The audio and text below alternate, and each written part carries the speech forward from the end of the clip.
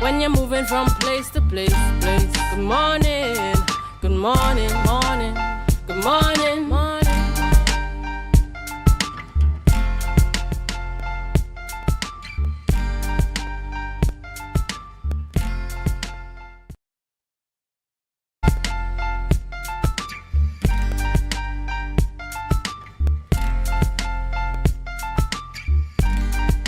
Good morning and welcome back to Youth Wednesdays on Tobago Updates Morning Show. You're viewing us here live in Portmore, Scarborough, Tobago. My name is Dwayne Nils and I'm your youth host for this morning, your sole youth host for this morning. And I just want to welcome you back to Youth Wednesdays smack center in the middle of the week, just off the cusp of a general election that occurred just about a day ago. We have a lot in store for you, and a special good morning to our ardent viewers wherever you're viewing us all over the world, whether it be on channel 102 right here in Trinidad and Tobago on AMPLIA, or you're viewing us on Facebook, YouTube, on whatever device. We want to send you a special good morning from us on Youth Wednesdays. We have a lot in store for you guys this morning. Again, I will be your sole host for this morning, and we have a lot to discuss this morning following the general election of 2025. So I hope many of you would have seen the results, and many of you are pleased. I know there were some losses, there were a lot of wins. We're going to delve into that as we get into the morning's show. But before we get into the morning show, we want to have news in 90 seconds. Trinidad and Tobago's 9th Prime Minister, UNC political leader Kamala Persad-Bissessar is expected to be sworn in tomorrow following the UNC's victory in the general elections, where they gained 26 seats. The party is finalizing cabinet and Senate appointments, with speculation around key ministries including health, energy, finance, and national security.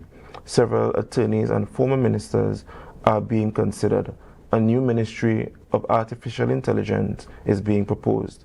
Persad-Bissessar has signaled openness to working with the Tobago's People's Party, while some former MPs may be appointed ambassadors. The Attorney General is also expected to be sworn in soon. PNM Tobago West candidate Shamfa Kojo-Lewis has conceded defeat in the general election after holding the seat since 2015. She lost to Joel Notsi Sampson of the Tobago's People's Party, which secured both Tobago seats. In an April 29th media release, she expressed gratitude, hope, and love for her constituents, thanking them for the relationship built during her tenure. Kojo-Lewis described the PNM's campaign as honest and clean, and stated that this was not a farewell but a new chapter. She wished Sampson well and hoped his service benefits the nation. The CARICOM Election Observation Mission, CEOM, and the Commonwealth Observer Group gave Trinidad and Tobago's recent general elections an A grade, calling the process well conducted and professionally managed. CARICOM Election Observation Mission Chief Ian Hughes praised the Election and Boundaries Commission, EBC, noting only minor issues such as limited accessibility for the differently abled. The Commonwealth Group, however, stressed the urgent need for campaign finance reform and regulation of party funding, a recommendation made since 2015. Chairman Everest Bartolo also called for legislation on the use of state resources for political advantage. And that was your news in 90 seconds. So guys, we do have, want to go straight over to our birthdays this morning. We do have a few birthdays this morning. Our first birthday this morning is Miss Brenda Stewart. Oh, beautiful and young at heart, looking beautiful there. I think this is Kaylee's grandmother, and Kaylee and all the family want to wish you a happy birthday. We now see where Kaylee gets her looks from and her elegance from. Happy birthday goes out to you from Tobago Updates and from here, from us on Youth Wednesdays. We also have a Miss Carison Modest, a happy birthday goes out to you, and we want to wish you a happy birthday. Keep smiling, keep sweet, keep beautiful, and I hope that you eat adequate cake and ice cream and be showered with all the gifts and love. And next, we have a belated birthday greeting going out to this special Miss Wendy Carrington. We want to wish you a happy birthday, looking all beautiful and elegant, and especially from me, from doing this here on Youth Wednesdays and Tobago Updates show. And that was all our birthdays on our list this morning. And but those of you who did not make it on our birthday list this morning and is celebrating or is about to celebrate your birthday, we want to wish you a happy birthday. Even those celebrated belated birthday as well yesterday and prior, we want to wish you a happy birthday, and I wish you all the best. All right, it's quite a I want to say solemn day here in Trinidad and Tobago. It's really, just coming off the cusp of election. And of course, on our rundown this morning, we will be discussing with with Dr. Denise Soifat Angus on discussions post the election, the general election 2025, as her party also had two candidates for the Tobago East and West respectively, contesting in the general elections.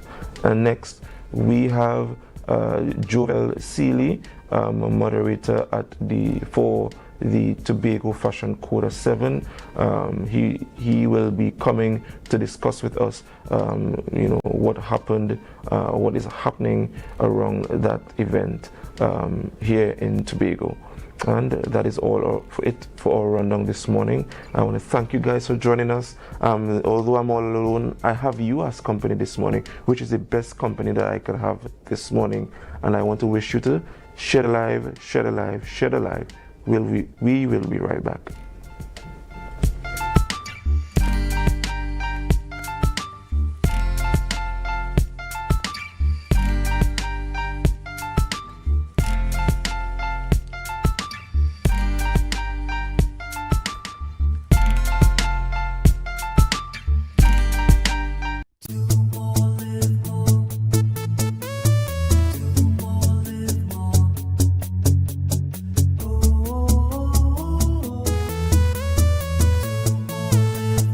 This is how it's gonna go.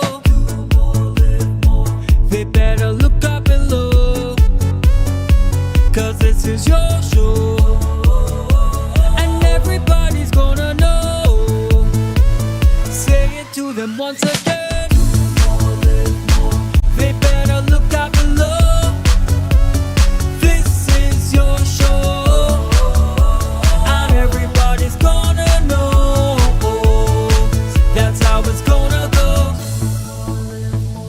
They better look up below, 'cause this is your show. Tobago Glass Supplies has been a leading name for over 37 years in the glass and aluminum market in Tobago. We provide an extensive range of high-quality, innovative aluminum and glass products for commercial and residential use. Competitive prices with superior and professional services by committed employees who are guided by rigid quality standards. Tobago Glass Supplies specializes in the manufacture and installation of glass and aluminum products that are essential to today's homeowners and the business environment. We are engaged in marketing, sales, and installation of a variety of products. These ranges from windows and doors to necessities such as mirrors for homes and vehicles, designed and manufactured in-house or imported.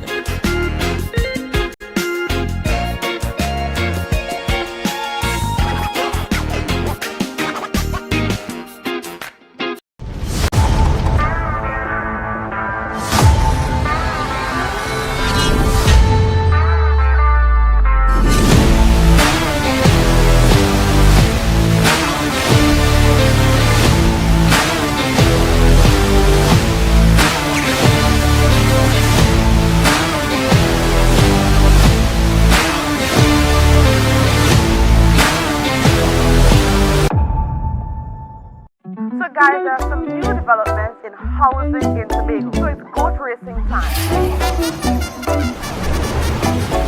This is 116, the show that keeps you in the know with all things Tobago House of Assembly.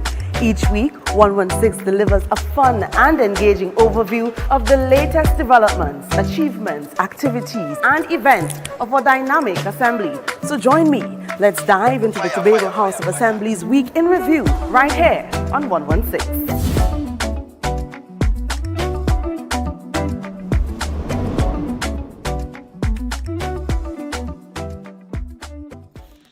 When you would have brought home gold, the entire country would have been at a standstill, reveling in this victory. Let's put 60 seconds on the clock, ladies and gents. The first thing most Trinidadians think about is me pelting coconut. Still, Still. you think you could handle the pressure? Ready. People call me Andrew, you're a miracle, Andrew, you're a champion. I say, hold on, why not you? Ladies and gents, welcome to the playbook. Like a rest. Don't worry about Guys, pressure is a privilege. You can't bring too many at a no point. Where's the tiebreaker? There's some things that you would learn that can't be taught in a class. Correct. Stop telling them don't run. Like, what do you mean don't run? Easy. All sports. All right, we're gonna make this short and real sweet. Ready, set, go. Like We break down the moves needed to win on and off the field. My compa is the best Legendary. legendary compa. All right, I feel Curry goat good too. A good beginning makes a brilliant ending. this has been the playbook, and class is dismissed.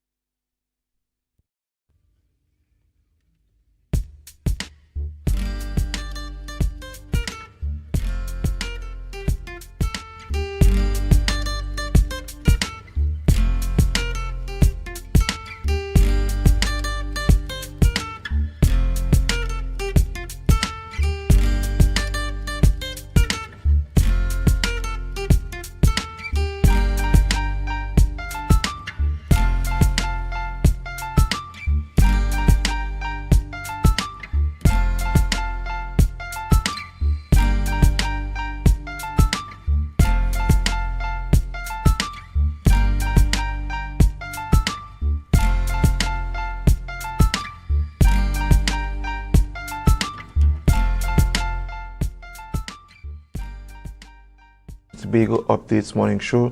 You're viewing us here live in Portmore, Scarborough, Tobago. For those of you who are just joining us, my name is Dwayne Nurse, and we are here joined with the political leader of the IDA, Mrs. Denise Soyfat Angus, who will be here to share with us about the elections on Monday gone. Good morning and welcome to you. Good morning. All right. The pleasure is all ours to have you, Miss Angus. Miss Angus, I want to begin by asking you, do you think or see that did you face any challenges on the day of election itself at all with your two candidates? No, we didn't face any challenges. However, I received in my mailbox the ballot paper from my deceased neighbor who has been gone 5 years now. And so her, what do you call that, the polling card came to my mailbox. Wow. So I think the EBC really needs to do some work in cleaning up their list. And while we are on the topic of EBC, do you repose any confidence in the EBC at all in all of its processes? Before the election, we saw just before the then Prime Minister Dr. Rowley would have got a report from the EBC indicating the changes and additions to polling divisions across the country. Do you see this as a mechanism that would, in your view, reduce your confidence in EBC at all? Well, the challenge we have is that the EBC is a state agency like any other, and we have to accept that the state agencies right now, not just the EBC, but many of them are falling short of the expectations of the people. And the expectation is that the independence that they sought out. The independence, yes, their efficiency, the effectiveness, and therefore we have to take stock of that. Those agencies need to take stock because they were created in the first place, number one, to be independent, number two, to be more efficient than the public service. And so we would expect that those things would be done. I know that elections have been, 5 years from a general election, and therefore we would have expected those lists to be cleaned up in preparation for the upcoming election. Granted, they may have thought they had a few more months, but still, I think they need to be put on notice that snap elections seem to be the order of the day. So they need to be prepared at any point in time. All right, thank you for that. You have posited two candidates for the East and West for the general elections. What was your strategy in the choice of your candidates in terms of why you chose them and so on? Well, we chose our candidates by listening to the people. The people want to see themselves in the candidates. And so we chose persons of a balance of male, female. We were the only ones that put forward a balance of male and female. We put forward a balance of youth and maturity, of talent and, of raw talent, somebody who has created themselves as experts with their talent versus someone who is a university graduate. And so we felt that the combination was important so that any member of society can see themselves in that person, in the team. And so that is why we would have put forward that activity of youth and maturity, female, male.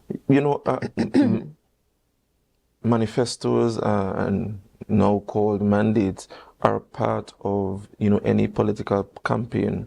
What are some of the most notable policy projections coming from your party as it pertains to your manifesto or your mandate, as you would term it? Okay, so we needed to be, and this is where the electorate was being confused and was confused, and we had, the idea attempted to educate the electorate about that the member of parliament, they are the ones who go down there. They're dealing with the laws. They're dealing with, being part of approval of a budget in the House, and being the oversight for the cabinet, an unbiased oversight.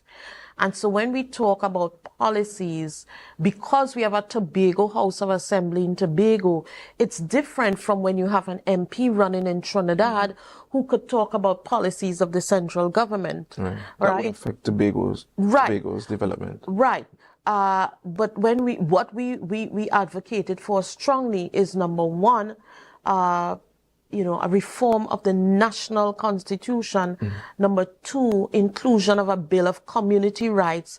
Number 3, many other pieces of legislation that did not take Tobago's uniqueness into consideration. For example, the Wildlife Act, where you have endangered species in Trinidad, are considered pests in Tobago and are creating havoc for the farmers here in Tobago, and that has to absolutely be reviewed. There are a number of other pieces of legislation, but those would have been expected to come over time. So the overall policy is to make sure that any law, past or present, has Tobago's uniqueness identified in it and taken care of, and also, the national constitution.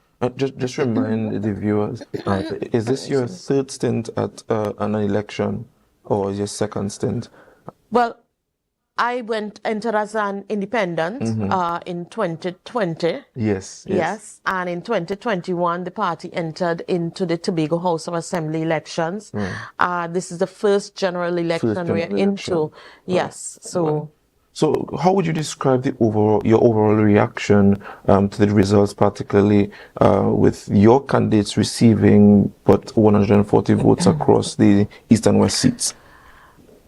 You had to listen to the people. And so you have to take into consideration all candidates receiving 143 in comparison to the overall. You had over 5,000 people who decided to stay home. I mean, this is one of the lowest voter turnouts we have ever had in this country, in this island. So I don't think you can just look at that in isolation, because yes, first past the post has won us, but did we really win as a people?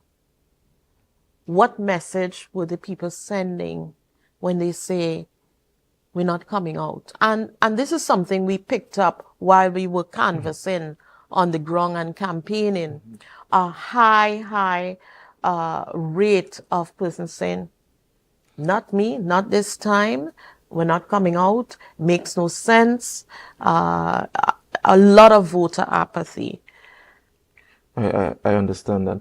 But given your results at the polls, would you say, and the overall results of the election, especially here in Tobago, would you say that the people have spoken as to who they prefer to represent them down in Parliament, being their respective MPs? And what does this mean for IDA? Would IDA continue? Would IDA reform? Would they go and do introspection, regroup, and come out stronger? Or is this a death sentence of the IDA? Absolutely not a death sentence. You have to understand the Tobago electorate, and the Tobago electorate, once they make a decision, they're going to regroup, get families together, and follow through on that decision. That election had nothing to do with IDA, and had everything to do with people not feeling the incumbents dealt with their needs enough to be given a third term. Okay? People also voted for a back pay and for raise in salaries. So your election is not just about who won or whatever. You have to look at the climate, you have to look at the messages, you have to look at the mood of the people and understand what the people are saying. So this election was not about IDA and IDA's numbers, but this election, people voted with purpose and they stayed home with purpose, because those who stayed home were either persons who felt that their own parties had failed them and they couldn't bring themselves to vote for the others. And they did not want to become embroiled in the whole election. So, and general election is different from THA. Yes. And before I even get to THA election and in terms of your preparation and planning for it, how would you deal with the notion or the narrative in this space that I feel in parties they are but a subset of the PNM trying to divide votes to their advantage. How would you respond to that? Well, was A&R Robinson, when he left the PNM, just a party trying to divide votes, or somebody who was committed to finding a better way for the people? You have a number of people who left the PNM. You have Natisha Charles Panton, you have Nutsi, And you yourself? know. Yes, of course, I left. So, to just say we left, I am the only one who left and I am, what a subset of the PNM, then it happens. I mean, Ho Choi Charles was a part of the PNM Youth League. So we have to move past that. Yes? And start getting into mature politics, understanding what the person brings forward. If it is the same type of policies, then maybe, but I quite assure you, I don't bring forward the same set of policies of anyone where I came from, because over time, I like to study data. We have had data which has to take us in a totally different direction if Tobago is to survive in the crisis that is happening in the country and right here in Tobago. The economy is on a slippery slope, And if we don't take stock of it, it's going to be, very bad. I hear people talk about the fact that, well, Trinidad wasn't giving us, the monies. And I am saying, this administration has received the most money ever. If you bring $100 to a mother, $100 a week to a mother, and everybody knows $100 a week cannot feed, cannot do anything, right? So you don't have enough to begin with. If you bring that $100 to a week a mother, that mother, guaranteed, is going to find a way to feed the children in her house, feed some children in the neighbor house, yes, and still put aside a cent to save, to build up. So I don't subscribe to, they didn't give us enough.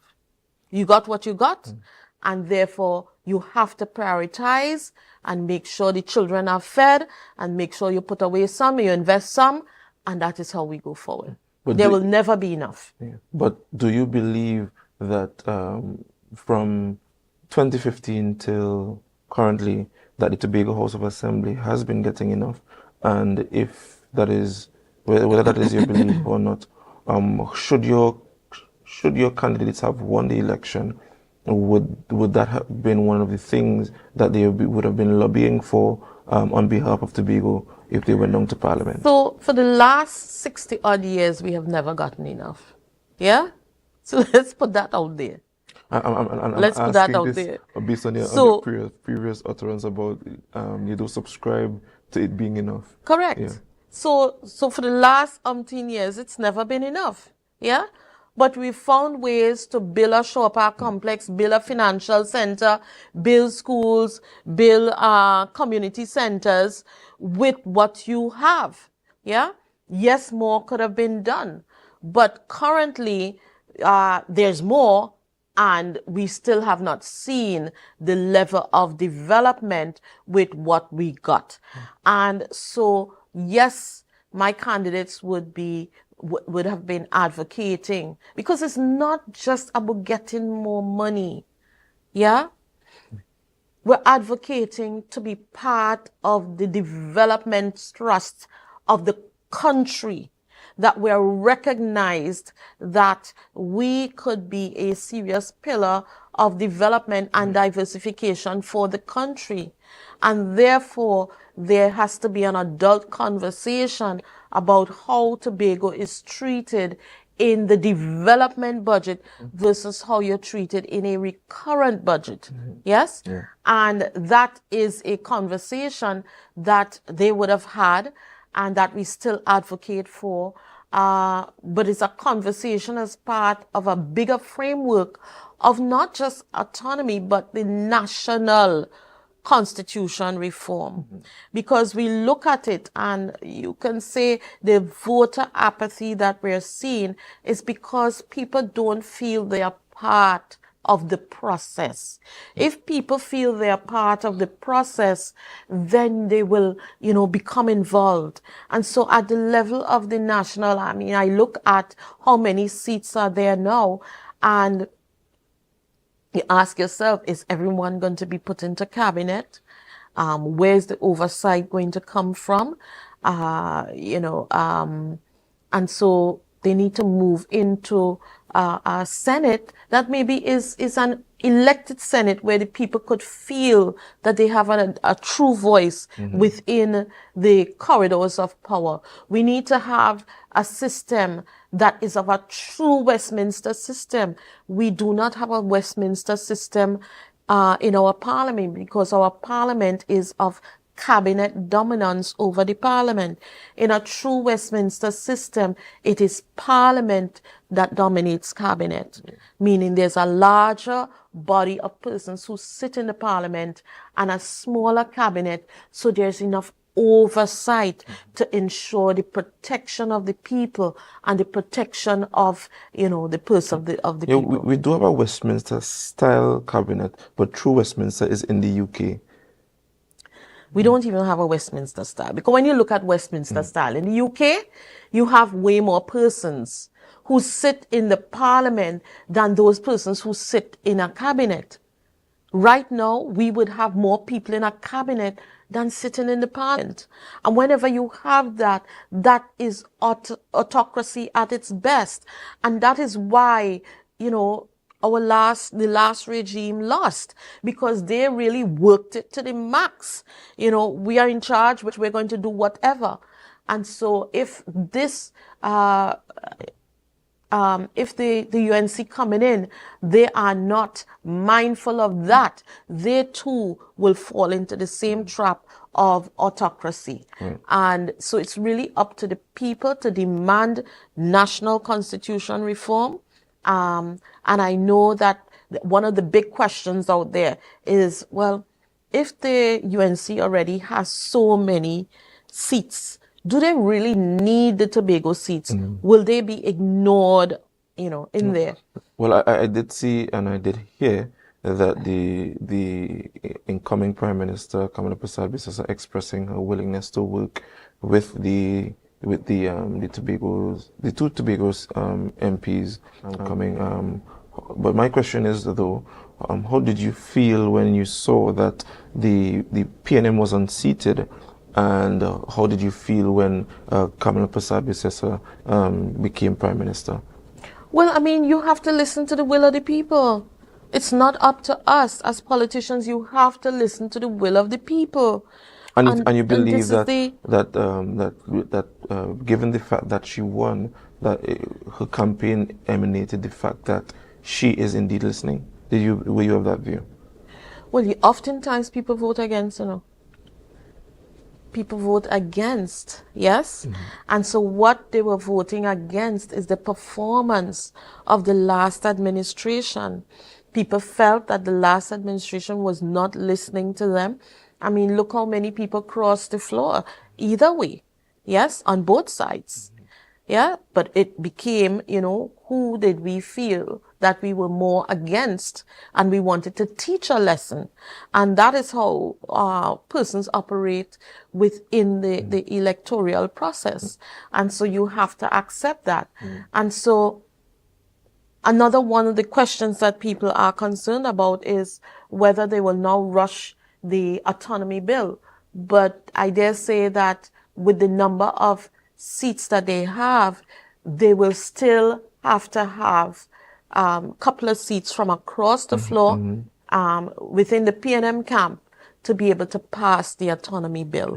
So you still have to go about being collaborative. If I'm not mistaken, correct me if I'm wrong, this requires a special majority, and a special majority is how much? 31 seats. 31. Yes. Okay. You need 3/4, 31 seats. All right.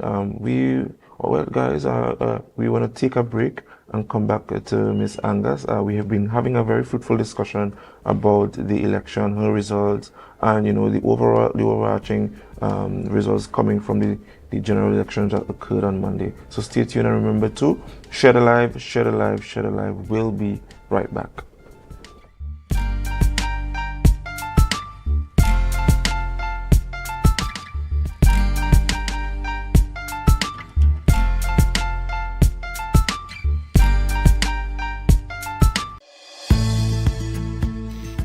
TNTech is pleased to advise that its Roxborough Service Center has reopened. Starting Monday, 10th March, customers can once more visit the Roxborough Administrative Building to pay TNTech bills, request new connections, and more. TNTech, powering the nation into the next generation.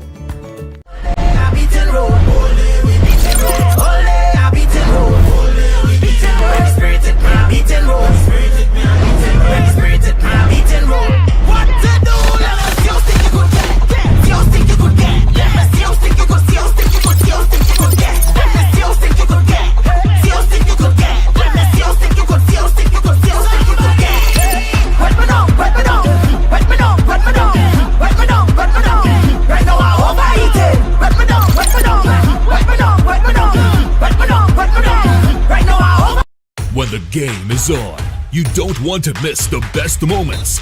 With AMPLIA TV, you can enjoy our ultimate sports package and watch your favorite games on the go. Stay connected and informed with sports news, scores, and stats with AMPLIA's fastest internet speeds. Up to 1 GB fiber internet, you can stream riveting football action, cricket, NBA games, and much more. With AMPLIA, it's game on.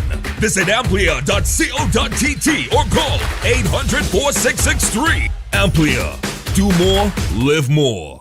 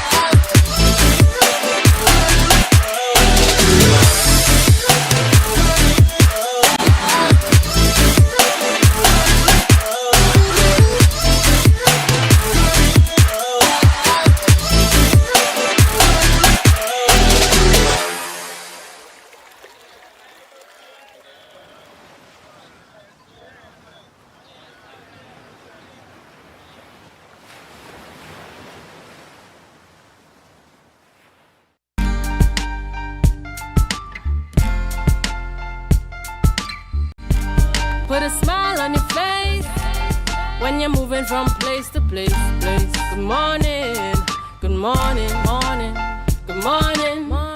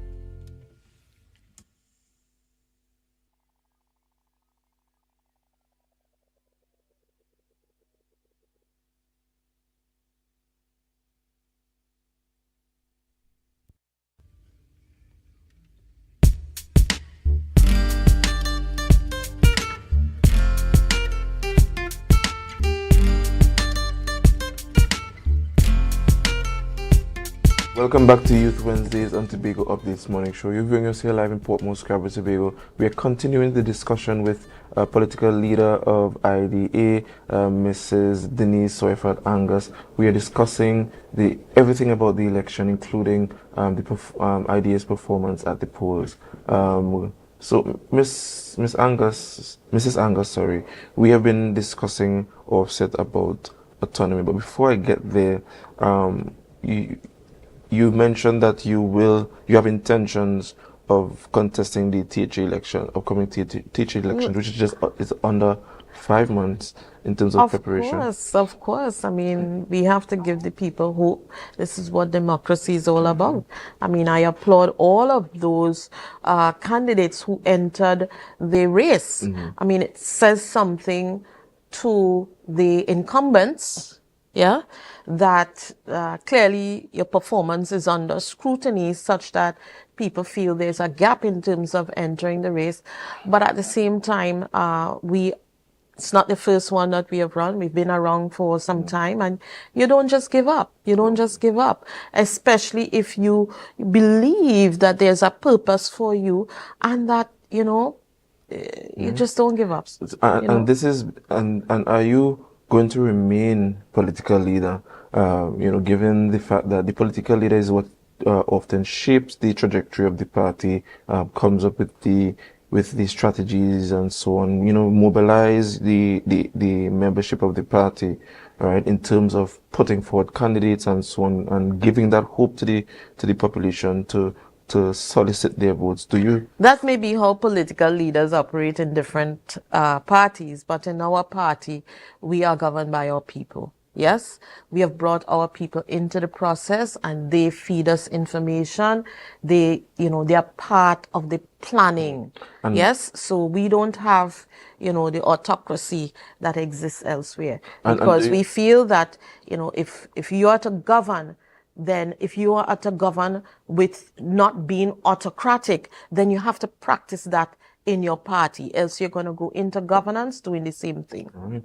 And this is, and your membership has signaled to you that despite the results of the previous and current elections, that they still want to have you leading them to the polls for THA elections. Of course, and you'll be the first to know if they decide up anywhere otherwise, But at the end of the day, you have to recognize that we went into the elections in 2021 where we were just 4 months old.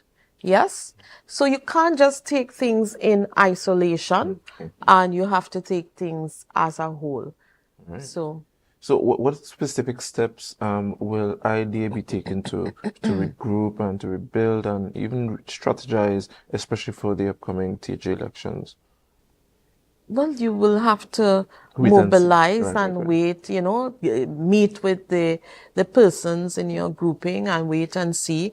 But the IDA has taken a role in educating our people, because we feel that you have to have an educated and informed electorate about where Tobago can go, the challenges that Tobago is seeing right now with the economy in crisis, and why it's not going to get any better unless we do different things. And so we have had a program online, the Tobago Legislative Series, every Thursday for the last 2.5 years. Anyone is invited. We have had persons from different political parties come in, persons who, even your father would have presented on that program for us. So we have been quite open, unbiased in that program, and we're willing to engage any person from any political party, and we've had them from all political parties attend those activities depending on which area they feel a special interest is in, whether it's crime, whether it's education, whether it's tourism. We've had a slew of discussions on the different areas and how do we formulate Tobago going forward, because Tobago is not just about me, it's not just about you. Tobago is about all of us. And if we are not prepared to get the views of different, entities and different political parties and different people, because the average person also attend online. If we are not prepared to garner those views and then create something, then, it's still about me. It's still about my ideas. It's still not about you. And so this is why we have that program just about every single week, pulling together the ideas, listening to people, listening to their views, listening to their woes, their pains. And coming out of that now, we are beginning to formulate and key piece, using data. Data is very, very important. We, in the past, continue to just make decisions about, let's do this, let's do that, not looking at the data to guide us down a particular road that we can get the results, the measured results that we need in terms of taking the Tobago economy to another level. And let me tell you, it is critical that we must do this now. Why? Because we have seen that oil is not taking us anywhere.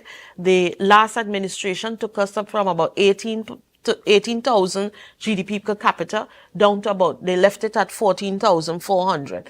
So clearly oil is not the answer, with the decreasing oil prices, with the dragon gas deal, flat on its belly, and with the tariffs that are being threatened internationally. It means that Tobago has to be in a position that it now begins to think innovatively about what can we do, what assets can we treat with here. And I'm not talking about oil and gas. There are many other countries, Caribbean countries, that don't have oil and gas, but they are doing way better than even Trinidad and Tobago. We're not even talking just Tobago. And so this is where we have to begin looking at our assets, determining how best to maximize those assets and for us to move forward as a people.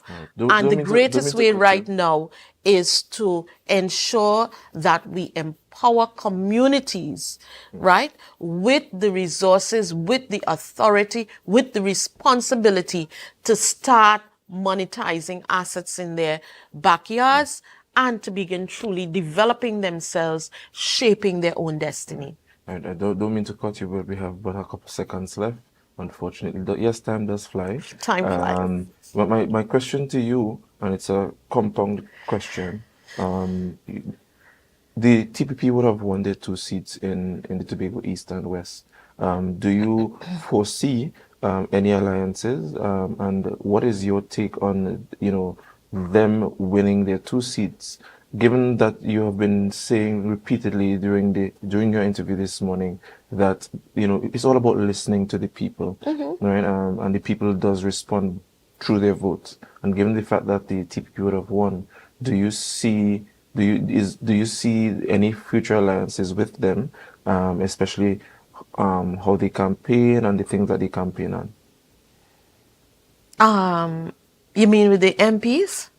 With the entire party itself? Well, I think we have to distinguish MPs from the Tobago House of Assembly. Okay? Well, I'm talking about the party itself. So the MPs, no. Once you're an MP, there's no party. Let's get that clear. Yes? You're a member of parliament for the people of Tobago.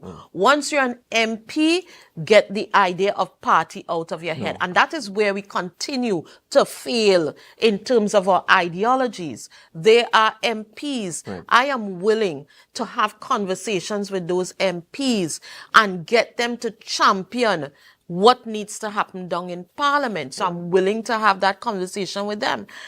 Additionally, I am going to request that the chief secretary, and again, let's take party out of it, the chief secretary has a responsibility now to call all of the parties and individuals who got into the last election call everyone together, the platform of political parties, and have us roll out to the people, go back to the people and bring experts on board and go back to the people in a quick round of getting the people involved in a modern framework for our autonomy that they then take to Parliament to get passed. And why I say get all of, we are going to have to lead that process in Tobago, because you have to bring all of the political parties together. PNM, IDA, PDP, whomsoever, all. And the independents. And from there, once you begin to do that and you get it actually done, the framework done, the new one done, you then take it to the legislature, get it approved there, and send it to Trinidad. I don't know that any of those in Trinidad will not deal with that if it comes down to there through a right process. If they don't, we have the option of going legally and politically with the people of Tobago to say this is what we want.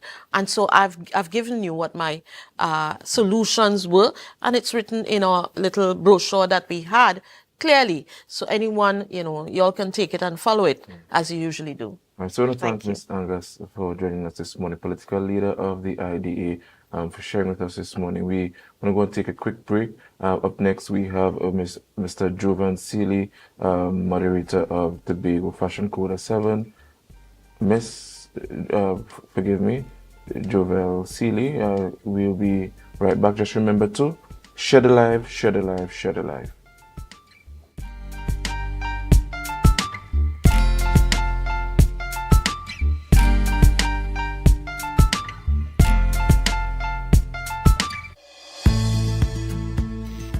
TNTech is pleased to advise that its Roxborough Service Center has reopened.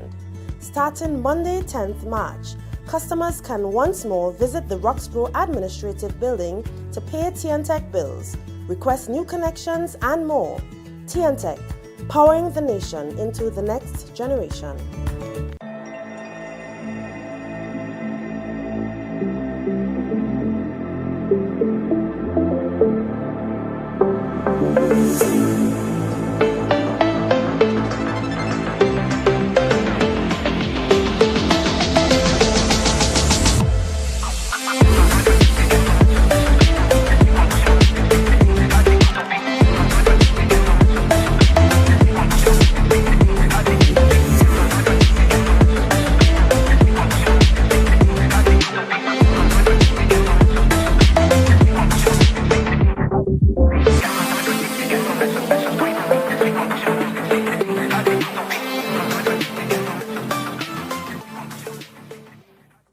Courts is well known as the Caribbean's largest retailer, providing consumers for generations with the very best products to enhance their homes.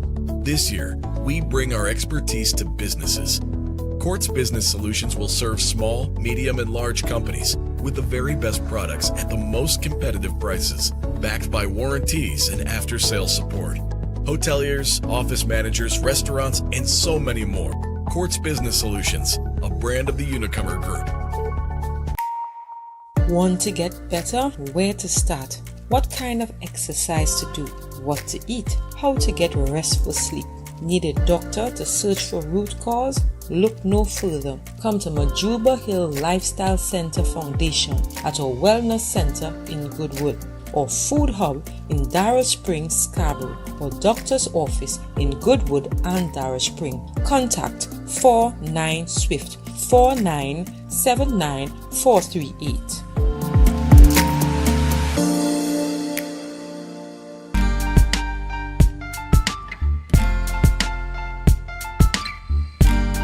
Put a smile on your face when you're moving from place to place. Good morning, good morning, morning, good morning, morning.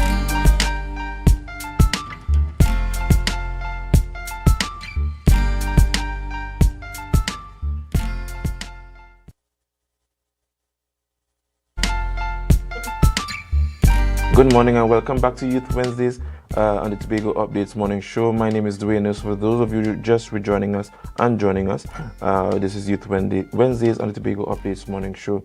We will be discussing with Miss Jovel Seeley, moderator for Fashion Code 7, upcoming in Tobago.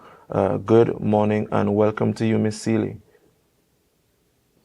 Good morning, and thank you for having me. All right, I do apologize that I was of the view that you were male. My humblest apologies. I hope you don't feel offended. This is my sincere support to you. Unfortunately, I'm not hearing you. I don't know if you need to unmute your mic. Hello?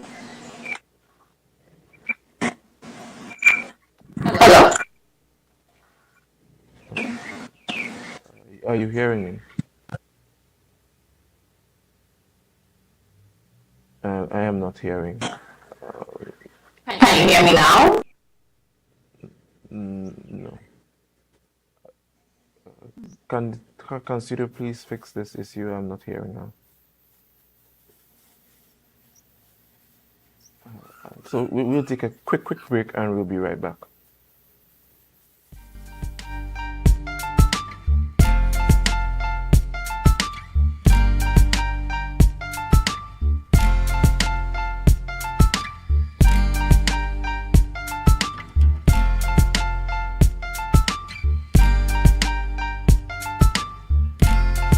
Are you in a dispute with a registered investment service provider of the TTSEC? Or maybe you're the victim of an investment scam? You can lodge a complaint or submit an anonymous tip to the Trinidad and Tobago Securities and Exchange Commission. Download our Investor Protection app or go to ttsec.org.tt to access our complaint form or submit an anonymous tip. Write a clear summary of your complaint. Submit copies of supporting documents along with the originals for verification. Provide a copy of the feedback received from the entity regarding your complaint. All investor complaints or scam reports submitted by the public are acknowledged and reviewed by the TTSEC. Investigations are pursued based on the outcome of the review. Trinidad and Tobago Securities and Exchange Commission, protecting the interests of investors and the public. You invest, we protect. Everyone benefits.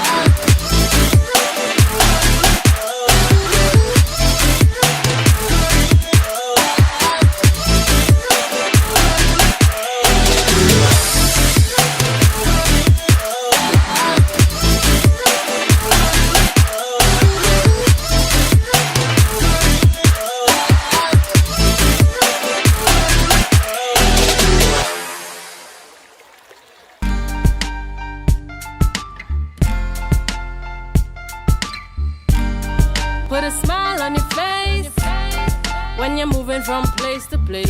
Good morning, good morning, morning, good morning, morning.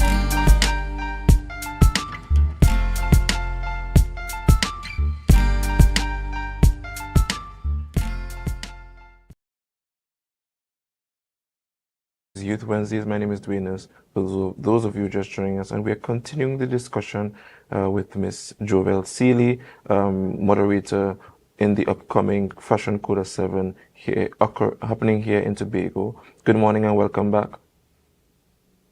Good morning. Can you hear me clearly now? Yes, we can. We do apologize Okay. for the inconvenience and the technical difficulty. So for those of us who don't know you and what you do, can you share with us a little bit about yourself and what is your role here this morning? Okay. Hi, everyone. My name is Jabel Sealy. I am currently a statistician. I was asked by Mr. Don Grant to be the moderator for Fashion Quota 7. The opportunity arose when I went to the model casting at Angelina, and I got a call a few days later thinking that I was actually going to become a model. And then he asked if I would like to be a moderator because of how well I speak and stuff like that. So I had to go through a screening process with Miss Camille Parsons from Advanced Dynamics.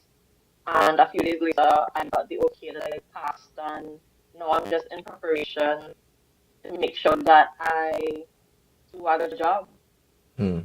All right, that's really good. And well, Go ahead. yeah. So I am also now the youth face, and sorry about that. Yes, I am now the face of Fashion Coda, or soon to be, hoping that this opportunity goes well. All right. All right. Thank you very much for sharing with us. What is Fashion Coda 7? What is it? What is it about? For those of us who don't know. Okay, so Fashion Code, before I get into Fashion Coda 7, Tobago Fashion Coda has been an ongoing fashion event starting from, I want to believe, 2015. I could be wrong. And well, as the name says, this is number 7. And the title for this fashion coda is The Return or the Gala. It's a red and white carpet, so we're gonna have 100-foot red carpet at the entrance where I will be early in red and I will be interviewing all the dignitaries and the guests that have been, well, that would be attending the show. So I will be asking if this is the first time coming to the show, what would they expect if it's not their first time coming? How would they, what would be their anticipation of seeing the designers and who they'll be looking forward to seeing as well. All right. Well, then that begs my next question. You mentioned that you'll be interviewing the guests, especially invited guests, and the designers and so on. Who are we likely to see there at this event, and so on? Where is the event going to be taking place, and what is the date of the event? The event is scheduled for May 31st, which is the day after the holiday. It starts at 5 p.m. and would run up until about maybe 12. It's an all-inclusive event, so you're getting your food, drinks, and stuff as well. Um, in terms of designers that would be there, we have people like Paulina Pegas, Ted Asa, our very own Darian Phillips from Euphoric Designs. We also have Speak with Eli, Zion Eastman, Fluorescent Black, and a few others as well. It's a well-packed and star-studded set of designers. All right. All right. And for those of us who would like to attend, what is the cost of tickets if tickets are available? Where do we get tickets and so on to be a part of this event? Tickets are currently going at $1,000, and you can get them at Renmar's, Magdalena Grant themselves. You can get them from Mr. Don Grant himself as well, and also Island E-tickets. All right, all right. And given that this is the seventh stint of this event, and given your experience being chosen as a moderator, sorry, what do you think that this would do for the Tobago designers and the Tobago orange economy here on the island? I think it would give us a push, especially because we'll be streaming live from all over the world. Sorry about that. We'll be streaming live, so people from New York, Italy, wherever they could be watching from, they would be able to see what our local designers have in store for us, and what they can expect whenever they choose to visit the island. All right, all right.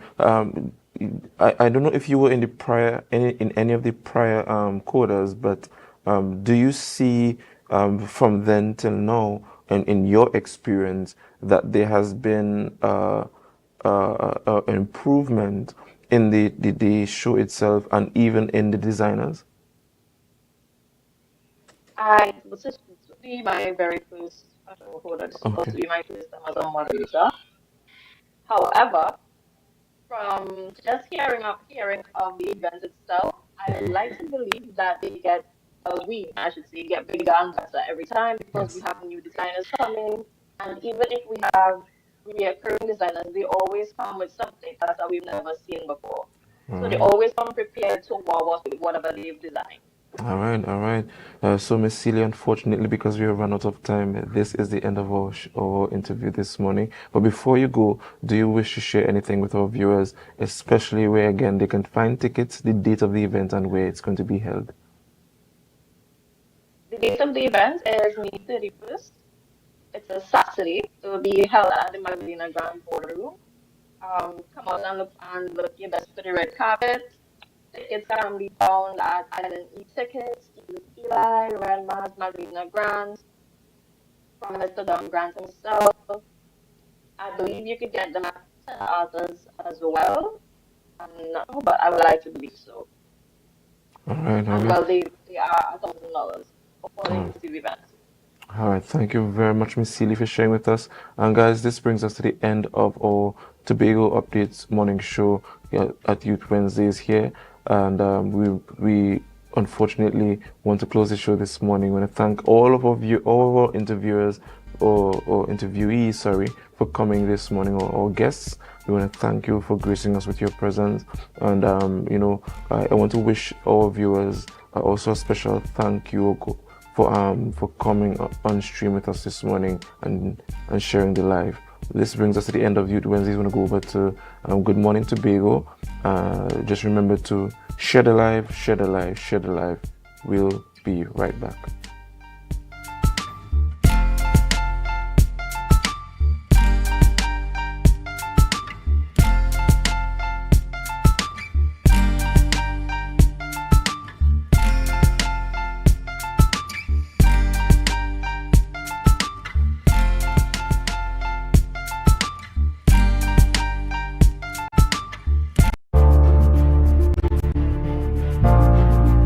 You're viewing Tobago Update Television, your exclusive gateway to Tobago, broadcasting the beauty of this island paradise to the world.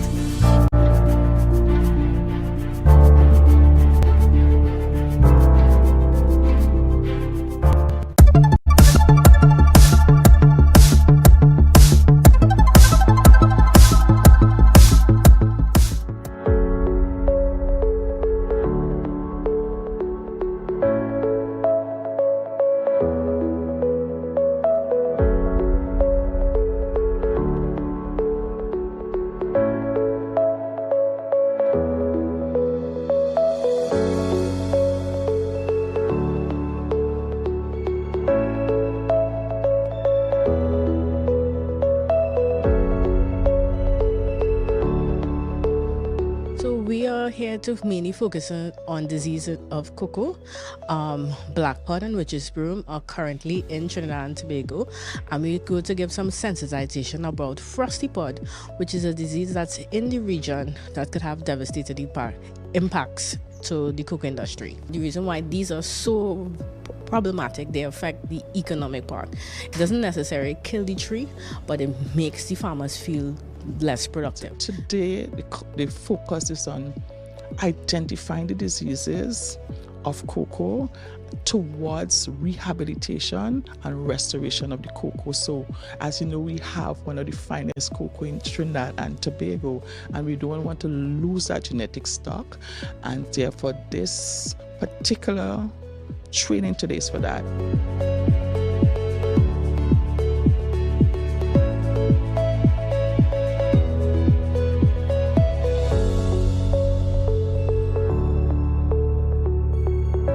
I believe it's important to renew your information and to be up to date with what is taking place. And we learned that the falciparum disease is just in our neighboring Venezuela, so we have to be on the lookout for that particular disease and to know what to do in the event that it gets here.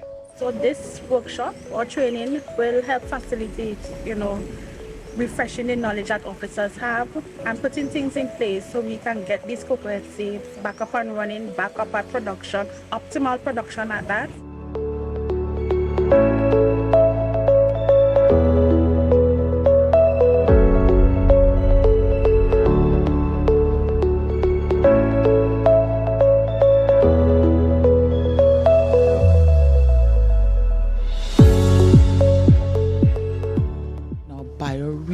Really is looking at conserving biodiversity and taking on agroecological practices to now look at the agricultural landscape and see how we could better the landscape using that. So the BioReach is really for the landscape, the productive landscapes of Trinidad and Tobago. I think it's a good idea that the different agencies come on board with the division and with the ministry by extension. Because the ministry cannot do it all alone, so these agencies will help bring information to us extension officers and our wider farmers in Tobago.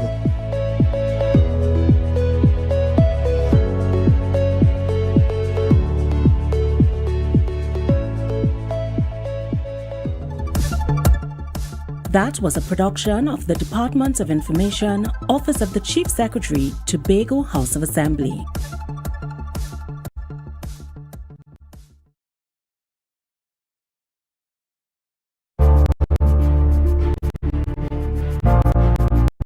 You're viewing Tobago Updates Television, your exclusive gateway to Tobago, broadcasting the beauty of this island paradise to the world.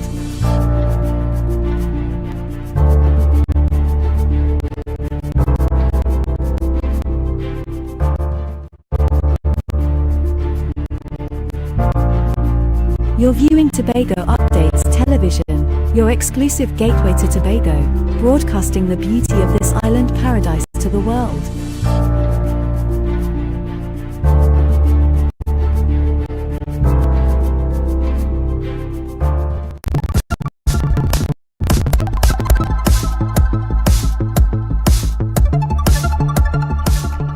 Healthcare on the island continues to be top priority for the Tobago House of Assembly.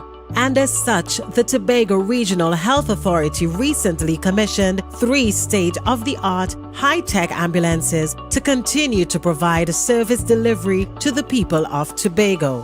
This will not only increase the present fleet, but will enhance the emergency medical services across the island in an effort to ensure timely responses when carrying out medical duties. Today is a proud and momentous day of the Tobago Regional Health Authority, and by extension the people of Tobago. The actual commissioning of these 3 ambulances, you didn't get it? The actual commissioning is not just about adding vehicles to our fleet, it is about strengthening and shortening the critical lifeline that exists between Tobagonians and their healthcare delivery units, the hospitals. As we officially commission these ambulances, let us reaffirm our collective responsibility to serve, protect, and provide quality care for every Tobagonian. If we are to provide proper health care, we need to be able to provide swift health care. And swift health care requires several things, but 2 broad things. Speed, getting the people to the health service, and then at the health service, getting them diagnosed quickly and then treated. And with those things, I am pleased to be here as we commission 3 of the 4 ambulances. I have heard about the tanks and how battle ready they are. This is just one step. This is just the first step, but it is the first of many. And each of you have been a part of making this first step an amazing reality. Before purchasing these ambulances, a series of studies was carried out in order to make the best suitable purchases. I'm pleased to inform you that the work of our technical teams in corporate services, operations, legal services, and TEMS produced a detailed and modern specification requirement list that achieve the delivery of these state-of-the-art, two-patient-ready emergency medical delivery units, the TRHA tanks.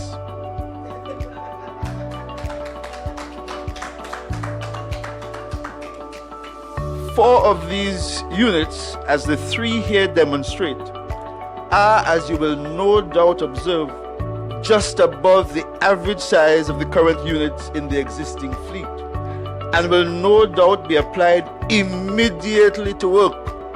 The next 8 will be single patient ready, slightly more nimble and smaller, again with the most modern specifications necessary to prioritize quality care and quality care delivery in Tobago. That was a production of the Department of Information, Office of the Chief Secretary, Tobago House of Assembly.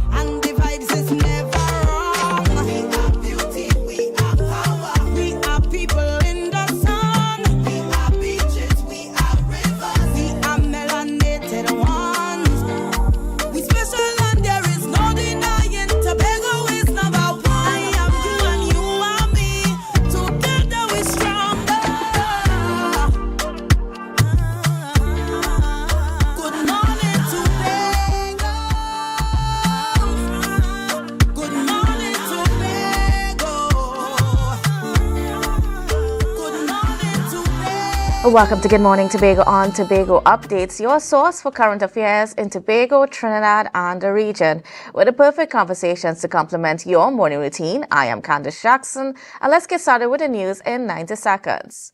Trinidad and Tobago's 9th Prime Minister, Kamala Persad-Bissessar, is expected to be sworn in tomorrow following the UNC's victory in the general election, where they gained 26 seats. The party is finalizing cabinet and Senate appointments, with speculation around key ministries including health, energy, finance, and national security. Several attorneys and former ministers are being considered. A new Ministry of Artificial Intelligence is proposed. Persad-Bissessar has signaled openness to working with the Tobago People's Party, while some former MPs may be appointed ambassadors. The Attorney General is also expected to be sworn in tomorrow. PNM Tobago West candidate Champaka Joe Lewis has conceded defeat in the general election after holding the seat since 2015. She lost to Joel Sampson of the Tobago People's Party, which secured both seats. In an April 29th media release, she expressed gratitude, hope, and love for her constituents, thanking them for the relationships built during her tenure. Kajo Lewis described the PNM's campaign as honest and clean and stated, "This is not a farewell, but a new chapter." She wished Sampson well and hoped his service benefits the nation. And finally, the CARICOM Election Observer Mission and the Commonwealth Observer Group gave Trinidad and Tobago's recent general election an A grade, calling the process well conducted and professionally managed. CARICOM Election Observer Mission Chief Ian Hughes praised the Elections and Boundaries Commission, the EBC, noting only minor issues such as limited accessibility for the differently abled. The Commonwealth Group, however, stressed the urgent need for campaign finance reform and regulation of party funding. a recommendation made since 2015. Chairman Everest Bartolo also called for legislation on the use of state resources for political advantage. And that was your news in 90 seconds. And before we get into our break this morning, viewers, we got to go for a break. So we'll see you in just a bit.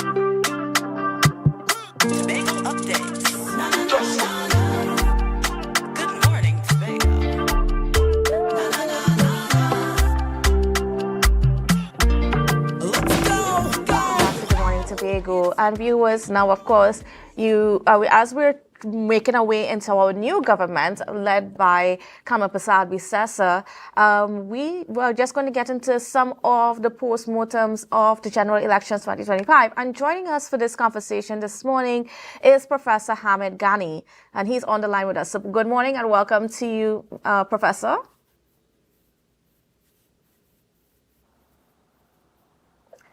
Okay, great to have you. So tell me a little bit about just your views on how the election went, just your initial comments on it. Well, I think that a couple of things. There was an overall low voter turnout.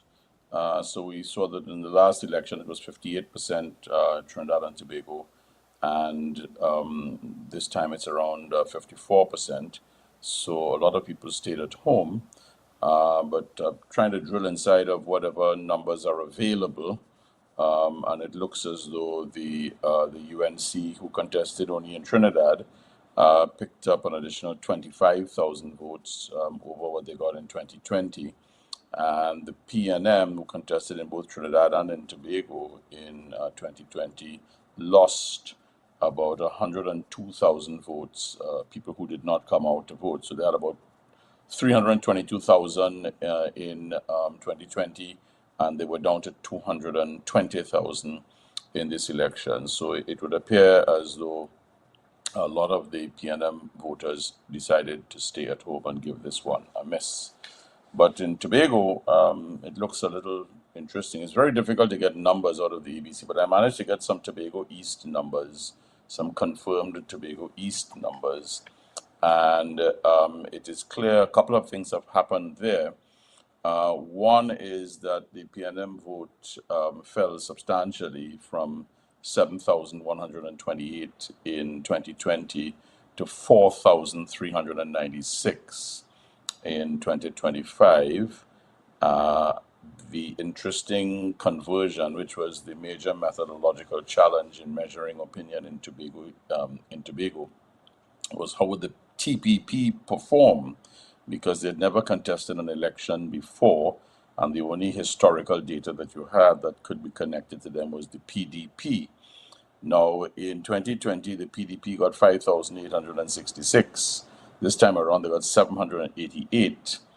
So the bulk of that went to the TPP, who got 7,144 in Tobago East. So what that suggests to me is that a substantial shift of PDP voters, but also that the TPP made inroads into PNM support, because the 7,144 that the TPP got in this election is greater than the 5,866 that the PDP got in the last election. So one cannot say that the TPP was confined only to picking up PDP votes. They also picked up PNM votes.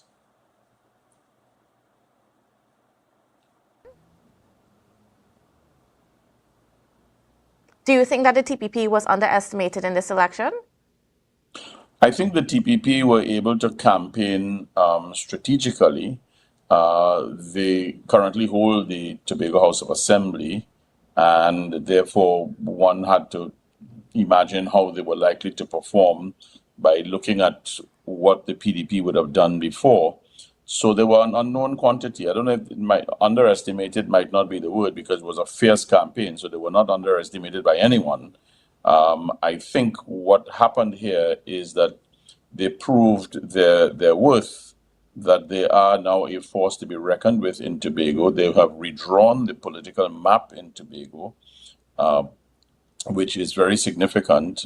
They've claimed the 2 Tobago seats in the National Parliament, and they have a Tobago House of Assembly election towards the end of the year or early next year, so that the political map of Tobago has been redrawn with this election.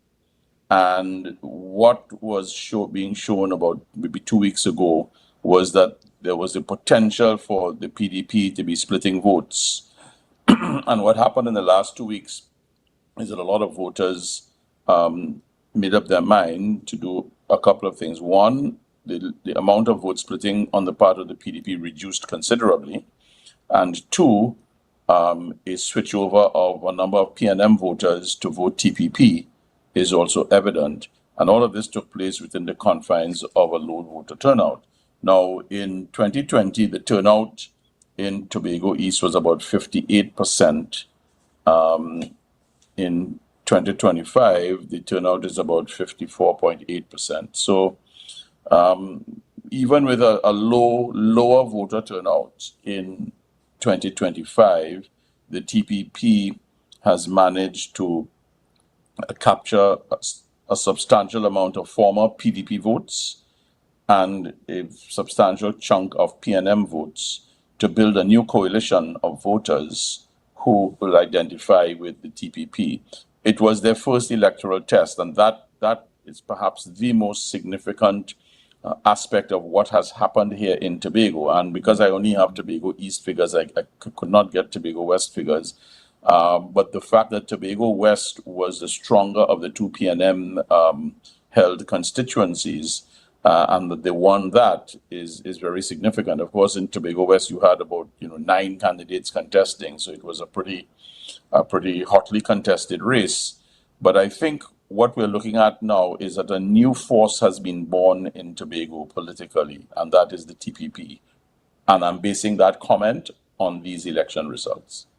And what do you think about the fact that, we're still unable to get the official results from the EBC in terms of even just the breakdown of voters for each constituency throughout the nation? Yeah, that's a bit unusual, because in previous elections, you've been able to get sort of unofficial preliminary results being released. I know that there were 3 recounts in Trinidad, but a number of other seats had already been determined. The EBC put out the preliminary results of 26 UNC, 13 PNM, and 2 TPP. So the bit of starvation on numbers, you have to sort of try and find other ways to get numbers to do analysis in the immediate period right after the election. So I was fortunate to get some Tobago East numbers to at least have some relevance for discussion on your show this morning. And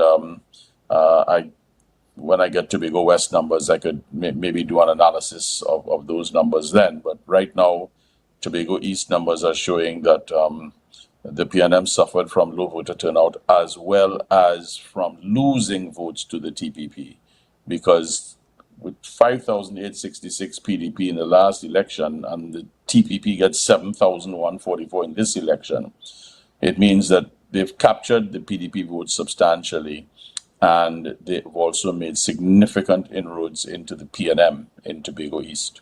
Certainly. And now, as we're also looking ahead in Tobago, because we're not done with elections yet, in just about 8 months, the THA elections are due. Now, how does this position, because there was some worry about whether or not, after what happened within the PDP and the split, which resulted in the TPP, whether or not they would maintain a stronghold going forward into the THA, in the next THA elections. How do you see that road shaping from the results of this election?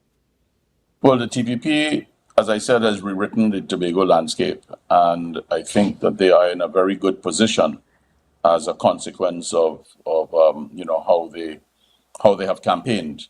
And I think that they will be a force to be reckoned with in the THA election. The PNM is going into a lot of soul searching and will have to refashion itself to continue to be a force on the island. There is a meeting in Port of Spain today, the PNM's General Council, to make certain decisions about how the party is going to prepare itself to be in opposition. The leadership of the PNM is something, the overall national leadership of the PNM is something that has to be determined, and that is also on the agenda. And the leadership of the PNM in Tobago also have to make some decisions as regards how they handle this outcome, losing the 2 seats in Tobago, which is something that would have been a big blow to the management of the campaign in Tobago and the leadership of the PNM in Tobago, and they obviously will have to do some introspection as well. Certainly. And then as we're looking forward to ushering a new government, we see that Carmen Prasad-Bissessar is going to be sworn in tomorrow as Prime Minister.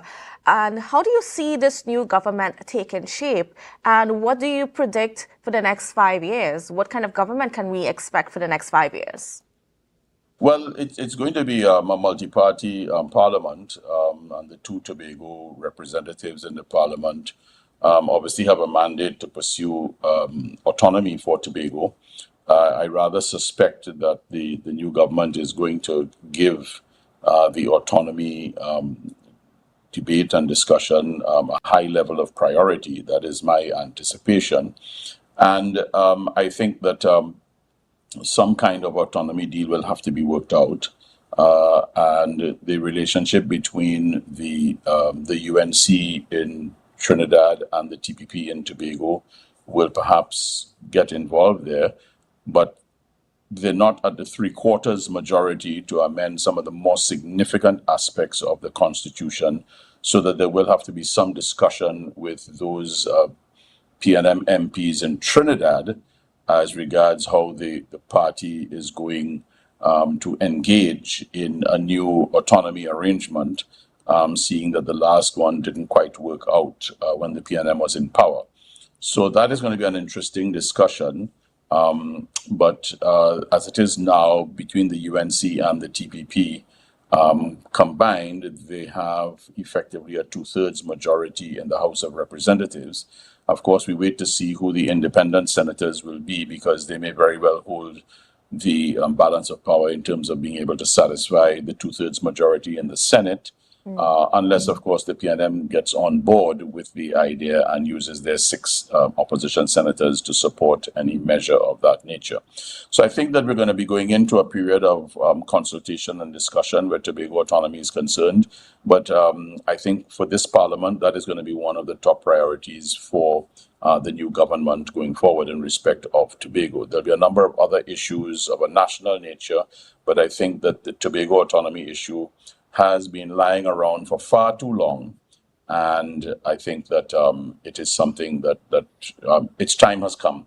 To my mind, the time is overdue, but the time is here now in this new parliament to be able to make this happen. They've been talking about it for far too long, and it needs attention now. And I'm sure a lot of people here in Tobago are going to be excited about that, especially if it does really come to fruition. And as we're looking from a national perspective, how do you see, just this new government prioritizing? What things do you think that they will be prioritizing as they step forth into government in just a few days? Well, I think that a lot of the campaign trail promises are things that they're going to obviously have to do, so that I'd look to the first order of business being the national budget, which would come around September. They've got to get in, they've got to start looking around, get briefed and see what's going on, the state of the Treasury, various other things. There's a mid-year economic review that most probably has to be done by about June or thereabouts. Parliament would go on a recess the first week of July and come back from its mandated recess by the last week of August. so that I think that things will really get going from around September. But during this period, now that we're facing the month of May, I think that's going to be a period of assessment and reflection and trying to more or less settle themselves in. And there might be a mid-year review, fiscal review in June at some point. And then Parliament will go in recess, which is mandated in the standing orders to go on recess from the first week of July to the last week of August or thereabouts, so that they'll be gone for recess. But during that time, I suspect a lot of work is going to be done, preparatory work. The first big order of business for the government, I think, will be the budget in September. And that's going to be something. There may be some other low-hanging fruit lying around, things that can be addressed. But I think getting the finances in order and seeing what's going on will lie at the heart of entering into wage negotiations and trying to satisfy many of the promises that were made by getting a picture of what's going on.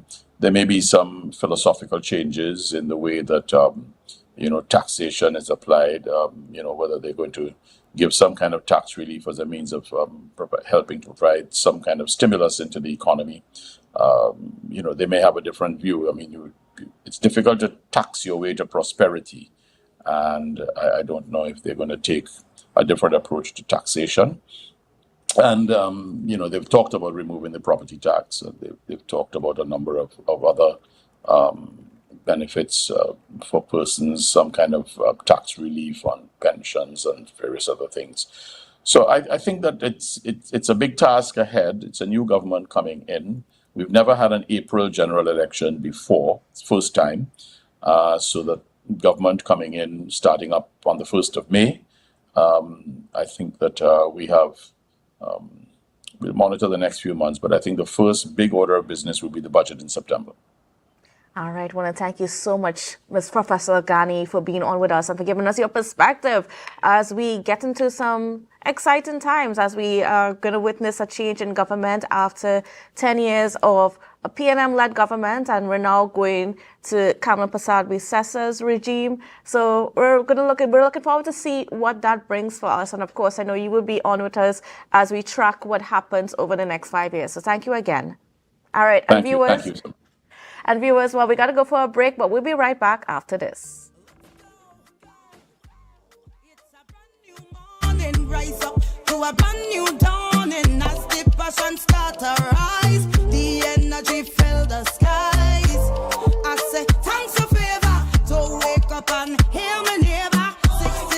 You can now get whatever you need whenever you need it anywhere in Tobago with Tobago. Your meals, medication, groceries, and shopping all delivered directly to you. No more hassle, no more stress. Get the Tobago app today on Google Play or Apple App Store. That's TAPPOGO and let us deliver to you. Check our website at www.tapogo.app or call the experts at 494-TOGO and 484-4746. Tobago. Relax. We will get it to you. Tobago's at your service.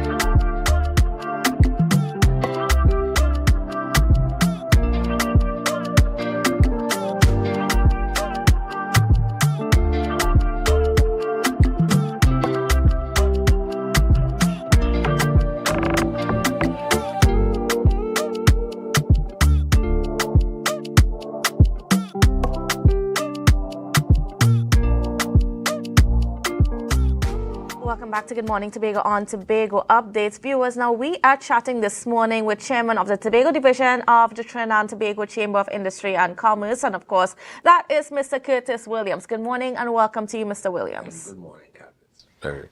All right, so we saw a change in our MPs. So after 10 years, we no longer have PNM representatives. We have moved to TPP representative. What are your views on how the elections turned out in Tobago?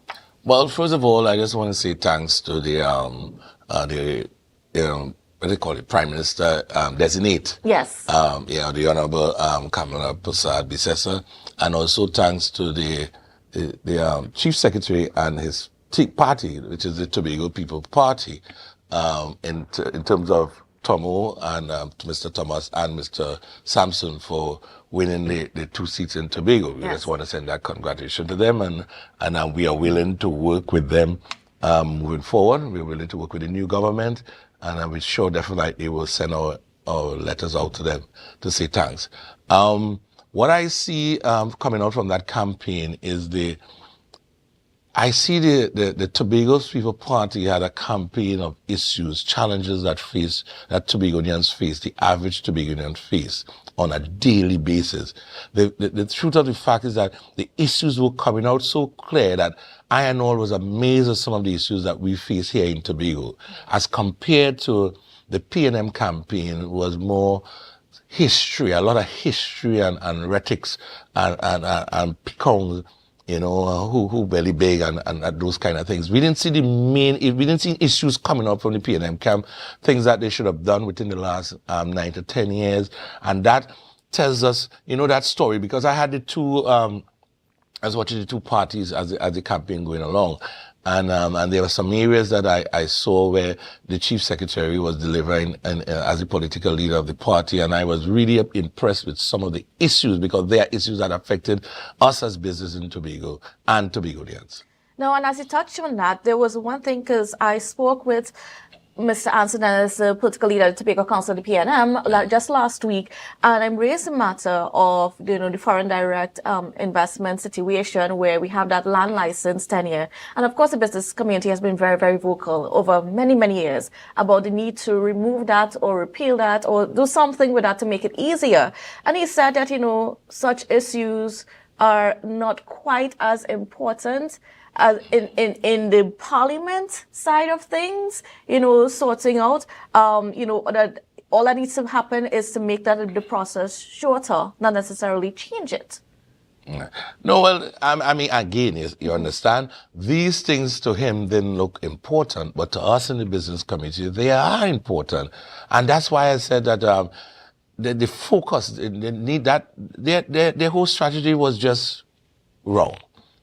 You have to understand that within 9 years, there are certain things that we have been lobbying for, the Tobagonians. The average man on the ground, and we're not talking about the bigger guys, the average man on the ground, simple things that they can get done, tongue and country.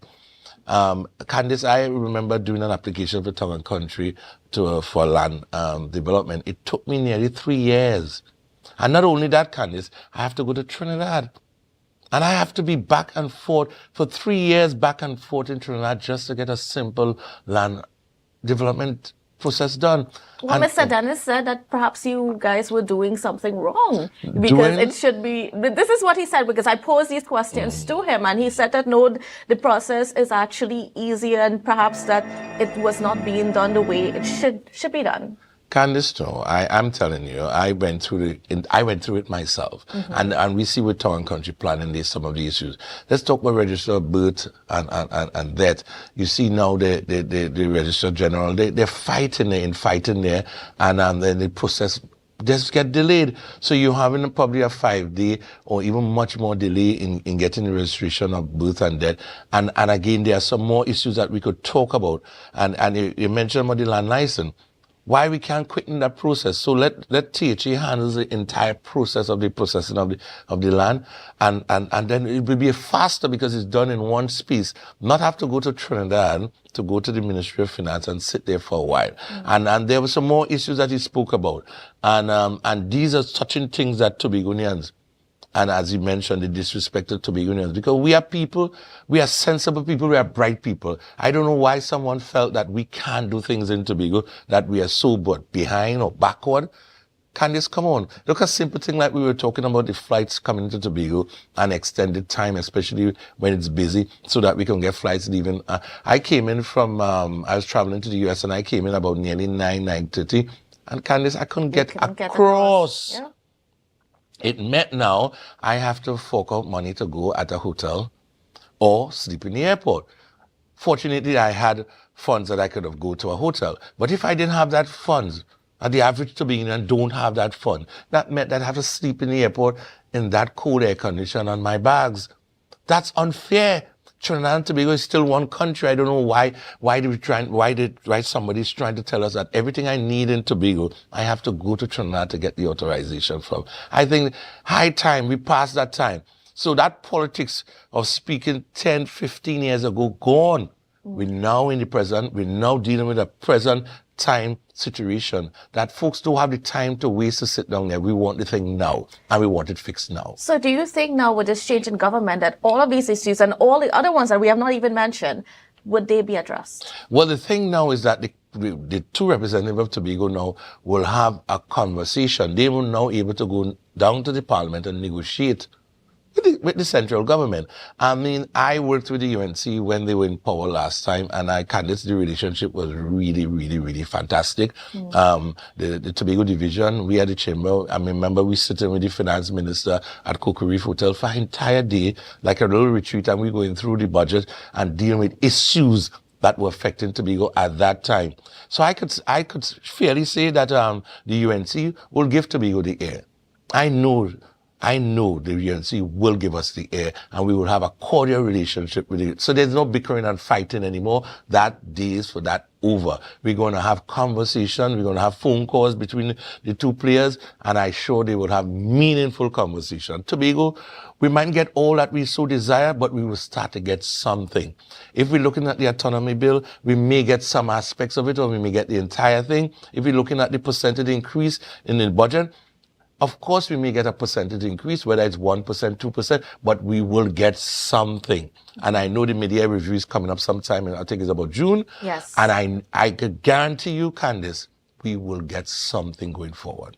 All right. And what do you think that the focus should be for this new government in terms of Tobago? What would the business community like to be prioritized for Tobago? Well, I like the offset that the UNC didn't put anyone here in Tobago to contest the election. So most likely it would be the THA putting together a package and send down through the two MPs to the government. And I like that approach. That's a good approach. And I know the business community will be more than interested and welcome to be part of that process, putting forward some of the recommendation, things that affects us business-wise, not only the chamber members, but the business community in Tobago to have a faster and smoother relationship in doing business in Tobago. Mm-hmm. And then, I mean, do you think that they should also move to address certain things like the Caribbean Airlines and so on? How do you see that changing? Because I know back when the PP government was with Kamala Persad-Bissessar was in play, they increased flights to Tobago. But of course, that was decreased later on. But, you know, how do you see that working? But Candice, let's look at it for real. And I think Tobagonians will agree with me on this point. In all those state enterprises that have Trinidad and Tobago, I think a representative of Tobago should be on their board. I just think so. Whether it's one or two, a representative of the Tobagonians, or one Tobagonian at least on their board. Let's say T&Tech.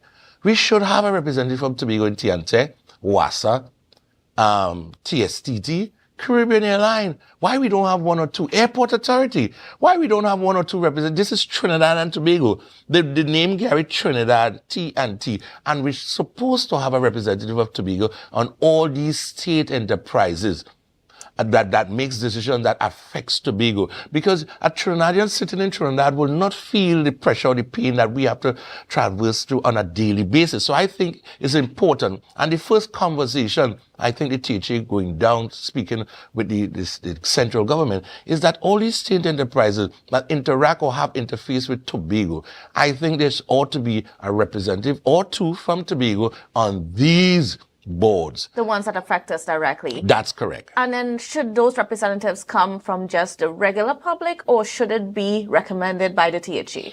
Well, I think it may be better to have a cross-section. So there may be some that may be recommended by the THE, that coming from the THE or from the regular public. It could be a cross-section. But the whole idea is that a Tobago Union sitting on TSTT board will understand what's happening when I'm talking on my phone from Crum Point trying to get to even Scarborough, and I have to dial 10 times because I only have drop call, drop call, drop call. A person sitting on Airport Authority board will understand the pains that we have to sit in the airport waiting on flights and all of that. Someone sitting on Caribbean airline will understand that, hey, this thing is not only for profit. There's a service aspect of the air bridge that bringing the people from Tobago to Trinidad. Can you just imagine if the plane was overnight in Tobago and fly from Tobago, first flight from Tobago to Trinidad, what would happen?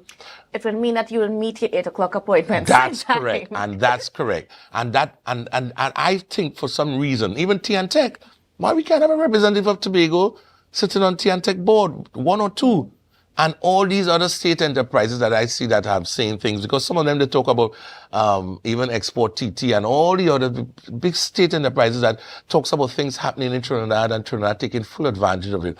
But because there's no Tobago rep, so that person could bring the information back to the THE or bring it back to Tobago itself and tell them, hey, when you're doing your caravan, you need to put one in Tobago. So you have 15 in Trinidad, but none in Tobago. Oh no, Tobago probably have nobody and willing to access those funding. Who tell you that? We are willing, but sometimes we just don't know. So I think it's important that in all these state enterprises, when the central government do appoint them, and I expect the chief to say something about that we have a representative of the wider public Tobago or even of the THE appoint someone to sit on these boards to seek the interests of the Tobagonians. And then, of course, we had the sandals issue popping up just less than a month ago. And how do you see that now moving forward? Do you see the conversations continuing with the new government going forward? Well, I see it even better now, because it seemed like the THE would have to lead the conversation. And the THE and the people, Candice, we're talking about all the stakeholders, and I see that being a stronger. So we could put a package together now, and we could continue the conversation with Sanders. I know, and then the central government will they probably will send a rep, because certain things may affect the central government in that instance. So they may send a rep, might be the Prime Minister, might be the Minister of Tourism, and we will have a better conversation going forward, because this is what the people will want. And not something that, again, as I said, something in Trinidad and you just throw it across into Tobago and say, take that. And Candice, we have enough take that already now. It's time for us to be inclusive and include the people in Tobago, because we are human beings. We are living here. We are living and working people. And we could say a part in the conversation. And then, are you worried, because there was the last time Kamala Persad-Bissessar was Prime Minister, there were issues of, corruption and so on coming up. There were issues where there were questions raised with the way how governance was going forth. Do you think that that's something that the public has to worry about in the next 5 years? Well, we have two good guys, two strong guys, Mr. Sampson and Mr. Thomas, going down there, and they were able to see the transparency and able to report back to us, the Tobagonians, as to what transpired and how it's been transpired. I think it will be a much clearer mission going forward for these guys to come and say, hey guys, this is what's happening down in this space and so forth. I don't see corruption being of an issue. The government is going to do things in a particular manner, and these guys will be the scrutiny, they will be in Parliament, and they will be able to see certain things that we normal average man don't have access to.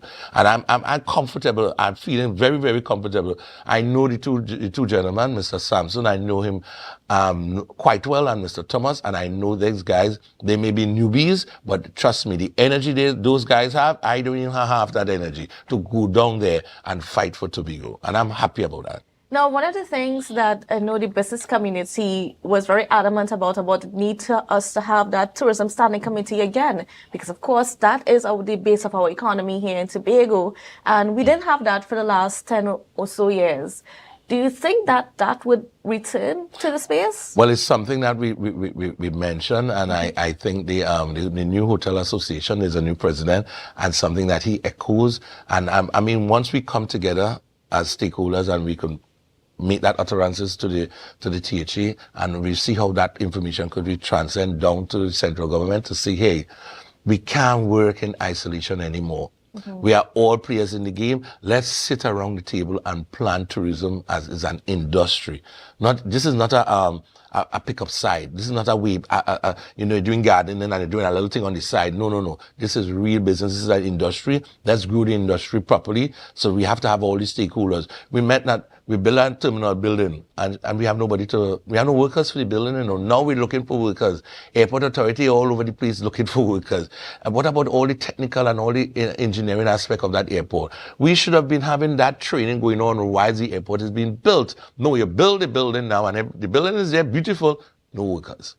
So Tobagonians are supposed to be taking advantage. Now we hear through the grapevine that they're going to bring a whole heap set of workers from Trinidad because why? Because Tobagonians not qualified to do the job. Hey, come on, we have MIC and other institutions here that we can train young Tobagonians, technicians, electricians, AC guys. I mean, it's a beautiful airport. Why we can train our people in the meantime? They would take probably, let me say, 18 months of training, maybe to 2 years. But why we thinking about the airport? We should be thinking, airport authority should be thinking, let's see how we could partner with the teacher to get a training program going on so that we could get young men and women to be part of that. So what would happen? So we're having a brand new airport, a new terminal building in the space, and no one from Tobago to really operate it.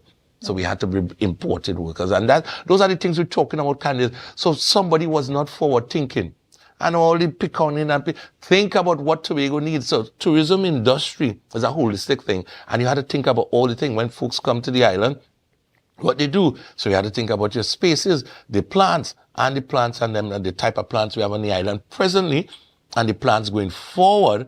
And then we had to think about logistics, transportation. We had to think about healthcare for tourists. If they get sick, as the case may be, how do we handle that? Do we have the competent agencies on board to treat with the family, how to get them back? And Candice is all these things, because remember, Tobago is a space that they have the remote areas. They have Charleville and all this. How we could get them to the nearest health facility. Right. Who are the people, who are the agencies who will be taking care of them? Candice, even like we bring guests here, and we have them entertaining them. We have to think about the forts and all the historical sites so we could refurbish this to make this thing package into a real tourism industry. And that, of course, that requires the investment and the money. That's correct. And we're thinking about the direct foreign investment. I mean, Candice, just before I came on set, my counterparts phoned me from Trinidad and said there are investors in Trinidad willing to come to Tobago from the US and other parts. And I just tell her, okay, let's see how we could get them on. Maybe not this time, but I will have the conversation with them and tell them if they could plan and come and have a chat with us. Because it's important that we have the direct investment. And then, the two things they're interested in, Candice, tourism and agriculture. Look at that. So I think the space is opening up. And I think we in Tobago just have to prepare ourselves, get ourselves in some state of readiness for that development that come in. And then from the business community perspective, and just speaking more on a national basis, what do you guys require? What do you guys need to see prioritized to start, making things better? Because, our economy is struggling quite a bit right now, not just in Tobago, but also in Trinidad. So what are some of those priority things that you would like this new government to implement to start to have some positive changes? Well, it was mentioned, the autonomy bill, and giving Tobago the sense of doing something, determine some things. Simple things like, as I mentioned to someone yesterday in Trinidad, that, if you're going to develop some land in a REMA, you go to the city and you get approval to do it. And even making laws, little simple traffic laws, you could do that in a REMA through the city and the city police and all that. It's those simple things that we don't even have access here in Tobago. And then we're looking now that we're talking about the funding now, because that's a big thing. We know the THA is a problem. We know there are service providers and suppliers. I ain't reached contractors yet. I ain't talking about them old money.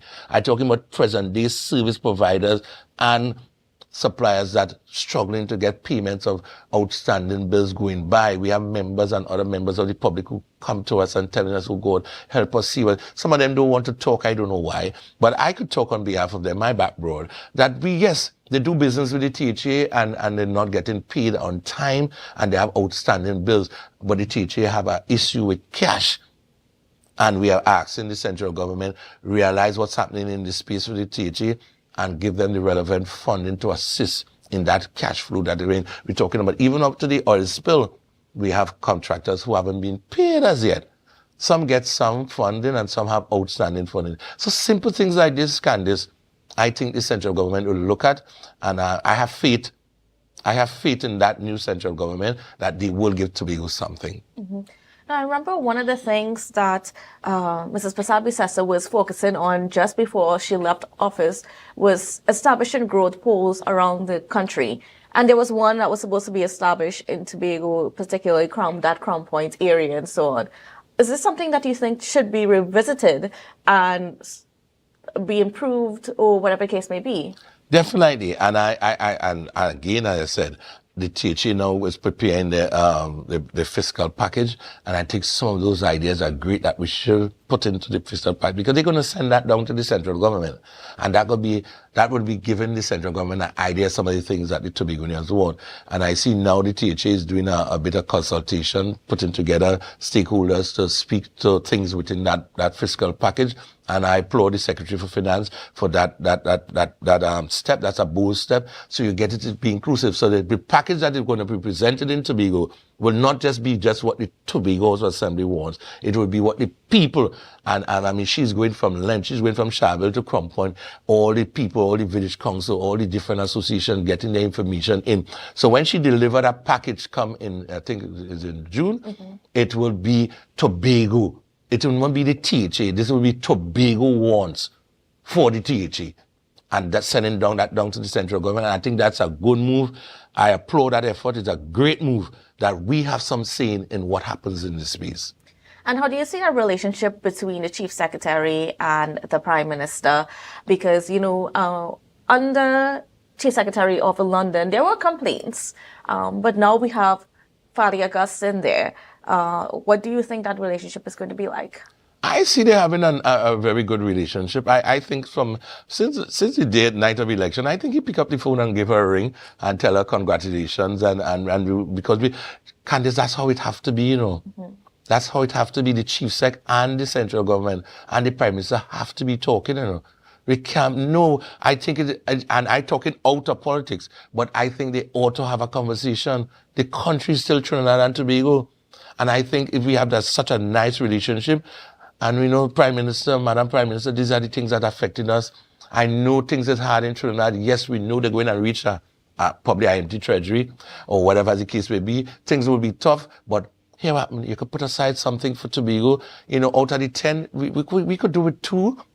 We mightn't get the full 10, but at least if we could get 2 and Trinidad, okay, you're going to get 8 because you have so much to deal with. Fine, we can live with that, but at least we're getting something a little more than what we were getting before. Because what we were getting before, we could not take care of some of the expenses that we inherit. And the inheriting expenses is what the THA have struggles with, because you're dealing with all these millions of dollars you inherit as expenses from their previous administration. All right, I want to thank you so much, Mr. Williams, for being on with us and giving us a perspective as to what the business community is hoping for as we usher in this new government over the next 5 years. And thank you, and I want to say thanks to the Tobago Updates for giving us the opportunity. And we look forward, the Chamber will be a lot vocal now going forward in education and letting Tobago understand what's happening in the space of business and otherwise. Thank you. All right, great. Well, viewers, that's how we're going to wrap the show this morning. I want to thank you so much for being on with us. It was a pleasure as usual, but we would see you again tomorrow. So bye for now. The energy fill the sky.